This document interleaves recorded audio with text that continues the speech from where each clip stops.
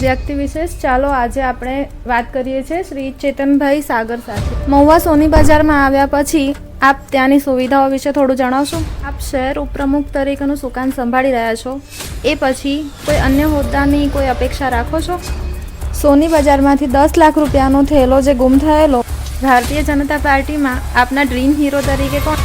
સોની બજારની સંસ્થા સિવાય આપ અન્ય કઈ કઈ સંસ્થાઓમાં જોડાયા? આપના મિત્ર વર્તુળ વિશે થોડું જણાવશો? વિશેષ ચાલો આજે આપણે વાત કરીએ છીએ શ્રી ચેતનભાઈ સાગર સાથે।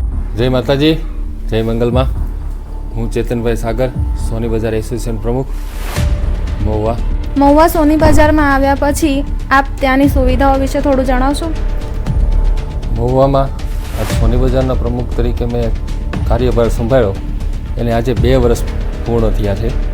ત્યારે 2 વર્ષની અંદર અમે સોની બજારનો જે ધર્મનો કાંટો, જે તોલમાપ સોના ચાંદી જે વજનનો કાંટો હતો, તે વર્ષોથી જર્જરિત હાલતમાં હતો।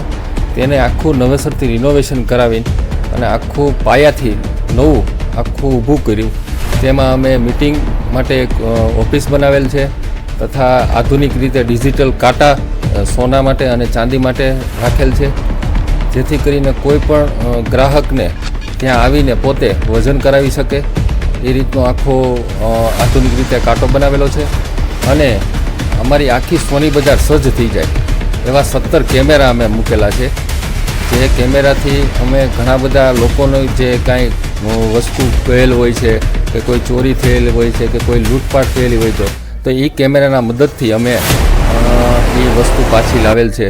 આવા બધા સારા કાર્યો કરેલા છે, જેમ કે દિવાળી ઉપર 26મી જાન્યુઆરી 15મી ઓગસ્ટ ઉપર અમે જે ઝળઝળાટ રોશની પછી નવા સારા કાર્યક્રમો અમે આ રીતે કરીએ છીએ।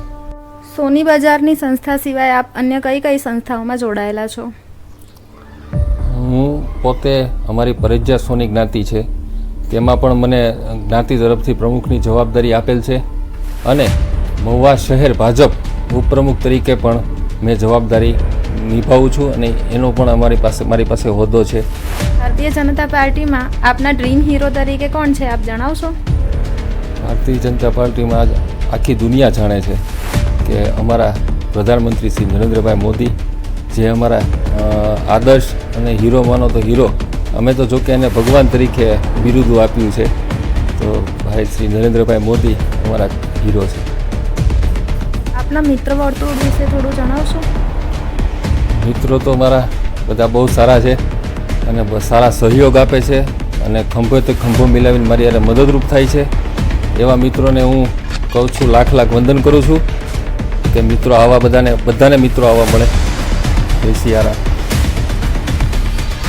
સોની બજારમાંથી 10 લાખ રૂપિયાનો થયેલો જે ગુમ થયેલો, એના વિશે થોડી વિગત આપો। હા, એ થોડાક દિવસો પહેલાં જે કોડીનારથી અમારે સોની બજારમાં જે સોના ચાંદીની ખરીદી કરવા એક ફેમિલી આવેલું હતું, એ ફેમિલી રિક્ષામાં સોની બજારમાં આવ્યું અને ભૂલથી એ થેલો, સોનાનો થેલો જે રિક્ષામાં પડ્યો મુકાઈ રહેલો અને એ રિક્ષા નીકળી ગયેલ। ત્યારે જેની જાણ એ લોકોને ફેમિલીને થતાં તે જ સીધા અમારા ધર્મના કાંટે જ્યાં સીસીટીવી કેમેરાનું આખું સેટઅપ ગોઠવેલું છે ત્યાં આવેલા અને કીધું કે આ રીતનો મારો થેલો વયો ગયો છે અને રિક્ષામાં। તો મને જાણ કરી ત્યાંના મહેતાજીએ અને હું તરત ત્યાં હાજરી દઈને અને અમે જોયું તો સીસીટીવી કેમેરામાં જે રિક્ષા અને રિક્ષાનો નંબર લીધેલ, એ નંબર લઈને સીધા અમે પોલીસ સ્ટેશને જાણ કરી। તો પોલીસે પણ અડધી પોણી કલાકની અંદર એ થેલાને રિકવર કર્યો। તેમાં એ ફેમિલીની જે જૂની મૂડી હતી, જે 10 લાખ રૂપિયાની ગઢિયાવની, એ સોનાનો આખો થેલો એ અમે ફેમિલીને પરત આપેલ। આવા સારા કાર્યોમાં સીસીટીવી કેમેરાએ સારો ઉપયોગ અમને કરેલ અને સારો ઉપયોગ થયેલ। આપ શહેર ઉપપ્રમુખ તરીકેનું સુકાન સંભાળી રહ્યા છો, એ પછી કોઈ અન્ય હોદ્દાની કોઈ અપેક્ષા રાખો છો?